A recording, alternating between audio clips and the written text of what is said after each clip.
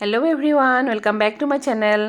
কোনো ধৰণৰ মাৱা বা খয়া ব্যৱহাৰ নকৰাকৈ মাত্ৰ একাপ পাউডাৰ গাখীৰেৰে আমি দোকানৰ নিচিনা সুস্বাদু মিঠাই বনাম বলক ঘৰতে। ৰেচিপিটোলৈ যাওঁ। প্ৰথমতে কেৰাহীখনত একাপ আৰু 2 টেবুল চামুচ গাখীৰ দিলোঁ। নৰ্মেল ৰুম টেম্পাৰেচাৰ থকা গাখীৰ হয়। তাত একেটা কাপৰ জোখাৰে একাপ পাউডাৰ গাখীৰ দিলোঁ। যিকোনো ব্ৰেণ্ডৰ পাউডাৰ গাখীৰ ইউজ কৰিব পাৰে। মই আমুলৰ ইউজ কৰিছোঁ। ধুনীয়াকৈ দি মই হুইস্ক পাতেৰে ধুনীয়াকৈ লৰাই থাকিলোঁ। লৰাই যেতিয়ালৈকে অকণমান মানে লাম্পছ ফ্ৰী হৈ যায় তেতিয়ালৈকে লৰাই থাকিম। আৰু এই যে হুইস্ক পাত দেখিছে, পাৰিলে যদি এই পাত আছে এই পাত ব্যৱহাৰ কৰিব, তেতিয়া কামবিলাক সহজ হৈ যায়। মানে বেটাৰটো লাম্পছ ফ্ৰী কৰিবলৈ ইজি হৈ যায় কৰচ বা স্পেচুলাতকৈ। এতিয়া মই গেছটো অন কৰিম। ইমান টাইম গেছটো অন কৰা নাছিলোঁ। গেছটো অন কৰি এতিয়া আকৌ সেই পাতেৰে লাৰি থাকিম ধুনীয়াকৈ। দেখিছেনে এতিয়া লাম্পছ ফ্ৰী হৈ গ'ল বেটাৰটো। এতিয়া সঘনাই লাৰি থাকিব লাগিব, কাৰণ কিয় যিহেতু পাউডাৰ গাখীৰ ব্যৱহাৰ কৰিছোঁ আমি।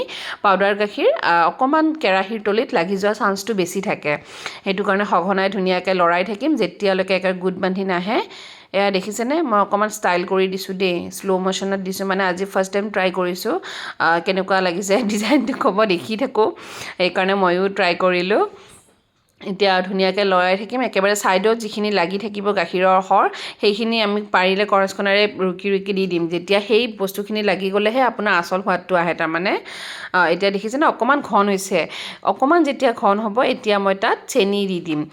চেনি আপোনালোকে মন পচন্দ আপোনালোকৰ সোৱাদ অনুসৰি দি দিব পাৰে। মই নৰ্মেল চেনিটোকে মিক্সিত গুড়ি কৰি লৈছোঁ। তাত মই 4 টেবুল চামুচ দিছোঁ। কোনোবাই মিঠা বেছি খায় তেওঁলোকে বেছি দিলেও কোনো কথা নাই, কম দিলেও কোনো কথা নাই। মই ধুনীয়াকৈ দিয়ে লৰাই আকৌ একেবাৰে ছাইডৰ পৰা ৰুকি ৰুকি ধুনীয়াকৈ লৰাই আছোঁ। দেখিছেনে এয়া অকণমান ঘন হৈছে, দেখিছেনে। এতিয়া মই তাত যাতে আৰু কোনো ধৰণৰ মানে লাগি নধৰে তলত, সেইটো কাৰণে মই 1 চামুচ ঘি দি দিম, যাতে মানে অকণমান চেনি দিয়াৰ পাছত লাগি যোৱা চান্সটো বেছি হৈ যায়। সেইটো কাৰণে ঘি 1 চামুচ দি আৰু পুনৰবাৰ মই ধুনীয়াকৈ লৰাই থাকিম। ইয়াত মানে এইটো মিঠাই বনাবলৈ হ'লে লৰাই থাকিব লাগিব। লৰাই থকাটোৱে মেইন কাম, যেতিয়ালৈকে একেবাৰে গোটা বান্ধি নাযায় আৰু। এয়া দেখিছেনে ঘন হৈ আহিছে। এনেকৈ কৰি লৰাই লাগি থাকিম। আৰু যদি অকণমান লাগি যোৱা যেন পায় তলত কেৰাহীত বোলে লাগি গৈছে, তেতিয়াহ'লে অকণমান আকৌ ঘি ছটিয়াই দিলে হ'ল। একো নহয়, ঘি ছটিয়াই লাৰি থাকিলে হ'ল। পাৰিলে ননষ্টিক কেৰাহী ব্যৱহাৰ কৰিলে ভাল হয়, আমাৰ সহজ হৈ যায়। কিন্তু মোৰ ব্যৱহাৰ কৰা নহ'লে মই নৰ্মেল কেৰাহীটোকে ব্যৱহাৰ কৰিলোঁ।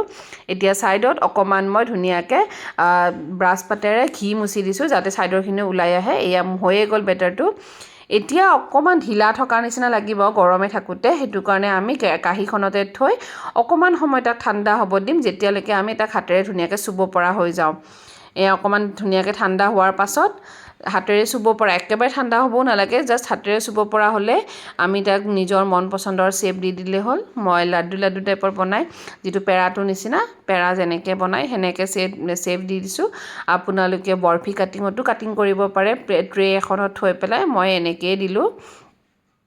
দেখিছেনে এতিয়া লাহে লাহে যিমানে ঠাণ্ডা হ'ব মিশ্ৰণটো, সিমানে লাড়ু মিঠাইকেইটা টাইট হৈ আহিব।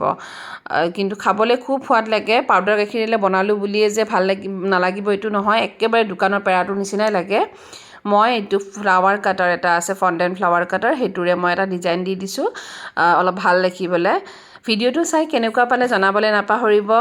নতুনকৈ যদি মোৰ চেনেলটোত আহিছে ছাবস্ক্ৰাইব কৰি দিব। আজিলৈ আহিছোঁ তেতিয়াহ'লে, ধন্যবাদ।